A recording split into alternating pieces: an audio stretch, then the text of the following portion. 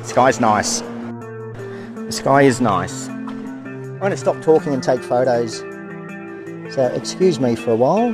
But in our masking tools, we have down here the range. And if we click on range, we have a color range and we have a luminance range. Okay, so as with any mask now, we've got access to all of our different sliders. Hello again. What we're going to do today is we're going to have a look at some of my footage from the previous live stream that I did. Haven't had a chance to get out this week, okay, it's been flat out. So I'm going to use the footage from my live stream and show you some of the images I got during that live stream.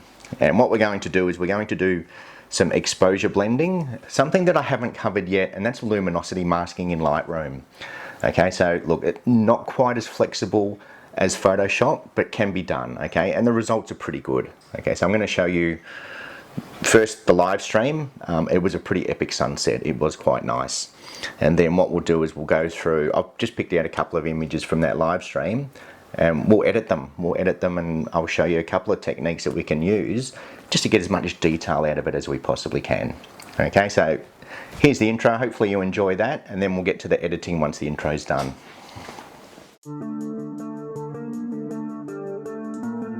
If we look over this way, it's all blue sky. Okay, so not a lot of high cloud in particular. It's all very much blue sky. A little bit of cloud over where the sun's setting. Over this way, we've got this really nice high cloud, which usually lights up with all our pinks and oranges. So yeah, I'm here early, just sort of looking around, waiting for that sun to get down a little bit lower. Get some nice golden light, which we will get. We'll definitely get a good sunset. Stick around, we will get a good sunset. I can almost guarantee it. It's looking perfect. That high cloud, clear over on the horizon, and high cloud is usually when you get all your oranges and things. Okay, starting to get some nice sunbeams. This cloud up here will light up. I can almost guarantee that will light up. Oh, the water is absolutely delicious. Okay, so what I do with my bracketed exposures, first I'm looking at my shadow detail. So all I'm looking at is my histogram, okay, and I get my histogram until it's not too far to the left and I've got plenty of shadow detail. And as you can see, I'm completely blowing out the sky. So what I do is I take that shot there because then I know I've got my shadow detail if I need it. Okay, and as you can see, it's still fairly dark. If we have a look at that shot, it's still fairly dark, but I know I've got shadow detail there for post-processing. And then all I do is just speed up my shutter speed. Okay, and as you can see, I've got no clipping in my highlights at all, so I'm just going to push that as far to the right as I can. And again, because we're shooting into the sun, I don't mind blowing them a little bit. And there's my second exposure.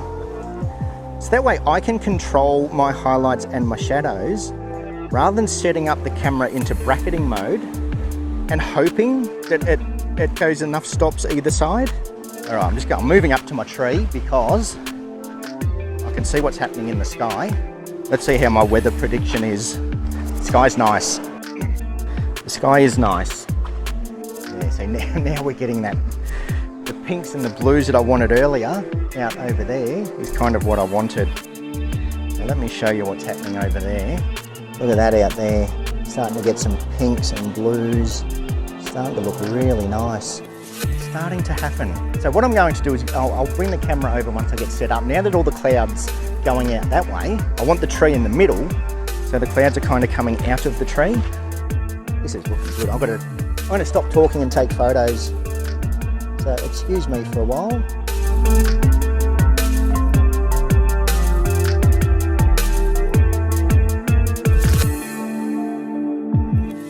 I'm going to quickly expose from my sky and get that. I don't know how well you can see these, but we've got these purple beams of light coming up. Wow, look at that. Far out.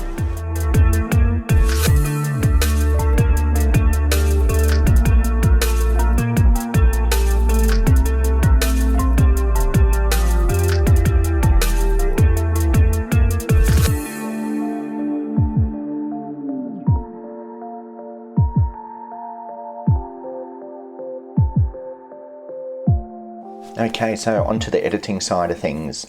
And the images that I've chosen them on purpose. Okay, I had a couple that were very similar. This one here, I think just we can do a bit with it. And then we've got some more where I've done multiple exposures. Okay, so shooting directly into the sun or the sunset. If we try and get some foreground detail, we're blowing out our sky. And if we try to keep all that detail in our sky, we're underexposing our foreground. So that one, we're going to do an exposure blend in Lightroom.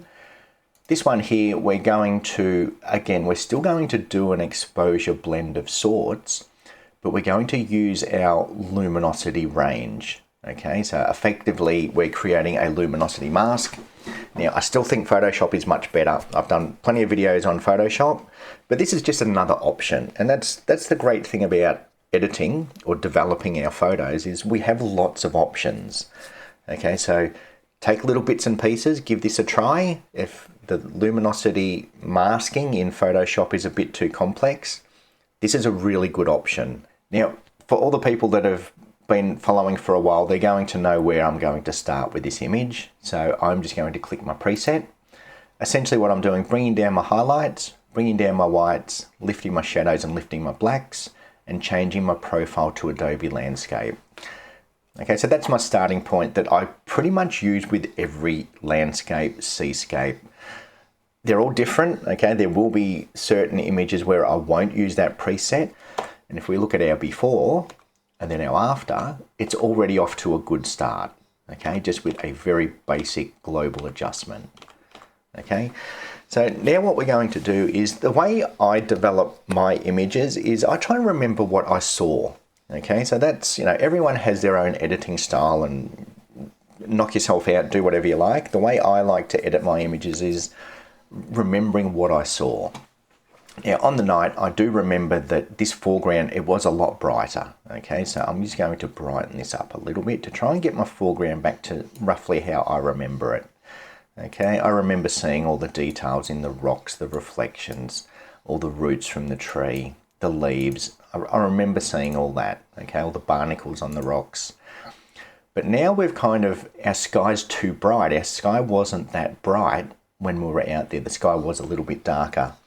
Now, this is where the luminosity range comes in really well. Number one, we've got a little tree above the horizon, so we don't want to use a linear gradient. Okay, if we just grab a linear gradient, and I'm going to over exaggerate this, okay, it's going to darken our tree. Okay, it's darkening everything above that horizon. Yes, you can intersect it with just the sky, but I don't like the sky selection. I don't like the way it does it in Lightroom. So a better option is what we're going to do, we're going to delete that mask and we're going to do a luminance range. So I don't think I've covered this in a Lightroom tutorial just yet, but in our masking tools, we have down here the range. And if we click on range, we have a color range and we have a luminance range. So we're going to use our luminance range. It does a better job than the sky select, okay? The sky select can be a bit hit and miss, especially when you've got a tree like this. So if we zoom in, okay, we've got lots going on in this tree. And when you select your sky, it'll kind of trace it around the tree and you'll get like in amongst all the leaves will be a lot brighter. So the sky select isn't great. A luminance range, on the other hand, what it's going to do is it's going to let us target certain areas. So in particular, what I'm going to do is I'm going to target right in between the tree, the brightest part in between the tree. And then that way what it's doing is it's actually selecting all of those bright parts in amongst the leaves, okay? Unlike the sky selection where it traces around the sky. This is selecting the brightest part. So it's leaving the tree exactly how it was and it's just selecting what's beyond that tree. Okay, so that, for starters, is a good reason to use luminosity masking. Now, it's not perfect, but stick with it and we'll try and make it look as nice as we can. Once you've created your luminosity mask, we have this range here. Okay, so we have a few sliders. Now, these are the default sliders. The way I like to do it, number one, I like to get this slider and bring it all the way down. And what that's going to do is just open up our range. Okay, this one here is kind of like your feathering. So the more we move it up this way, the softer the feathering goes. If we come back down here, and just as an example, if I get this up here, you'll see it's starting to create a very harsh mask. Okay, and that's not what we want. Okay, we want the mask to be as soft as possible. So I'll bring this one all the way down, and I'll grab this little box and take it all the way up. That's going to give me a nice soft mask. and a good starting point. Then what I'm going to do, once I've got those two sorted, all I'm going to do is grab this slider again and then just start to bring it back, and you'll start to see that it's now taking it away from our foreground, and now it's just starting to target the brightest parts of the image. Okay, and if we bring it all the way up, then it's going to go to just the extreme bright parts. So it's just a matter of finding that balance of where you kind of, we want it to affect in amongst the trees, but we don't want it to affect the rocks. Okay, so all I'm going to do is get it roughly where I want it. So around about there, it's selecting most of the sky. It's selecting in amongst the tree. Okay, so that's a good spot to start. Okay, so as with any mask now, we've got access to all of our different sliders. The way I like to do it is just, I'm going to bring down the highlights a little bit. Okay, so now it's just taking the sting out of that sky and starting to bring the sky back to kind of how we remember it, or how I saw it. Okay, probably even bring back the whites a little bit. Again, it's all about being subtle. If you're going to bring your exposure down, just again, very subtle. Okay, and that's how the luminance range works. So, and it does a reasonably good job. Okay, so it's just targeting everything amongst that tree. So if we have a look at our before and then our after, okay, we've still got all that detail in our leaves, and we're starting to bring back some of that sky that's beyond the leaves. Okay, so that's a good starting point. And if we just toggle that mask off and then on, okay, we're starting to get some detail back into that sky and making it look a little bit nicer. Okay, so it's one of those things, it is a lot of fine tuning. Okay, it's okay, it's not great. Okay, the more you feather it, the better the result will be. So have a bit of a play around with it. Introducing contrast can be good, and now again it's only targeting like the brightest parts, but that's a luminance range. Okay, we can click on the luminance map and that's going to show us anything in red is what's being affected. Okay, so there's a few different options in there, but yeah, especially when you've got something that's not a nice clean straight horizon, the luminance range can be a good option. Okay. And then from there we can sort it, we can do whatever we want. In this case, I'd probably bring up my contrast a little bit. It's not going to be a full workflow. This is just to show you some of the tools in Lightroom and how to use them. Okay, so there's our before, our very flat raw file, and with a couple of very basic adjustments, that's where we've taken it. Okay, so now on to the next one, and this one is going to be an exposure blend. And what we're going to do, we're going to exposure blend it, and then we're going to do a very similar thing with our luminance range. Okay, so to do an exposure blend in Lightroom, there is only one way because we don't have layers like we do in Photoshop. So what we're going to do is select both of those images. So if we just select one, hold the Control or the Command key, and then select the next one. And then if we right click, and we're going to go to Photo Merge and HDR.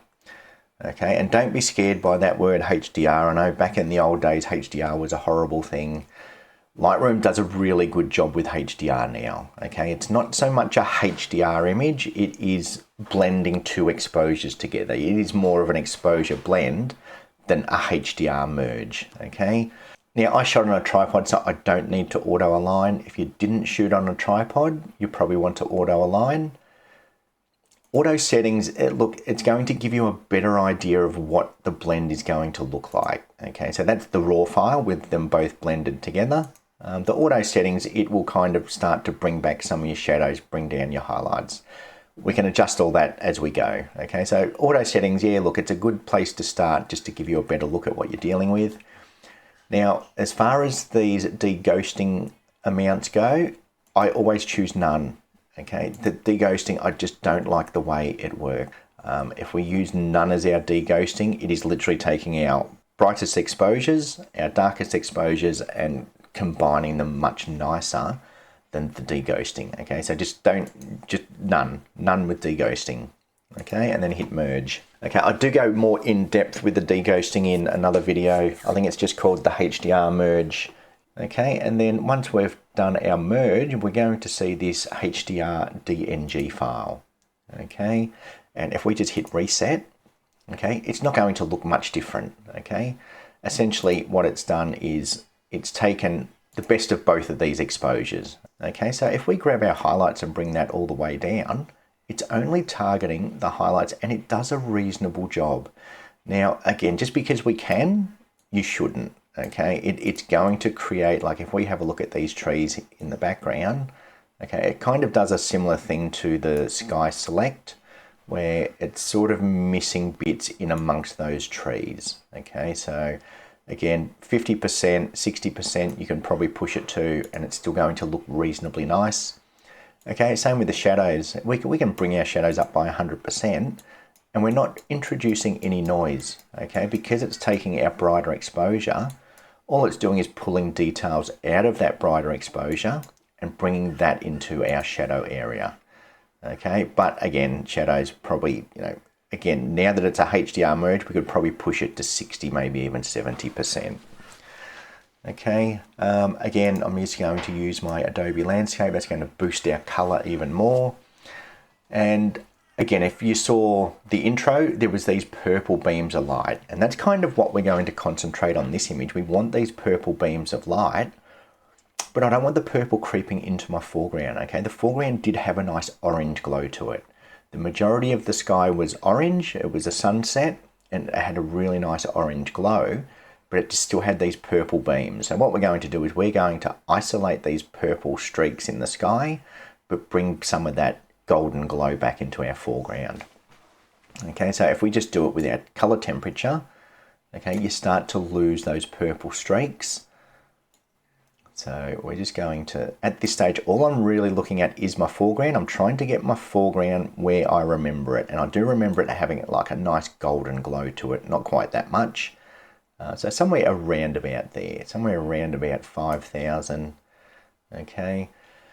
Now, similar to what we did before, we're going to do a luminance range, and we're just going to target this area up here, and we're going to bring some purples into it. So we'll go up to our masking tools again.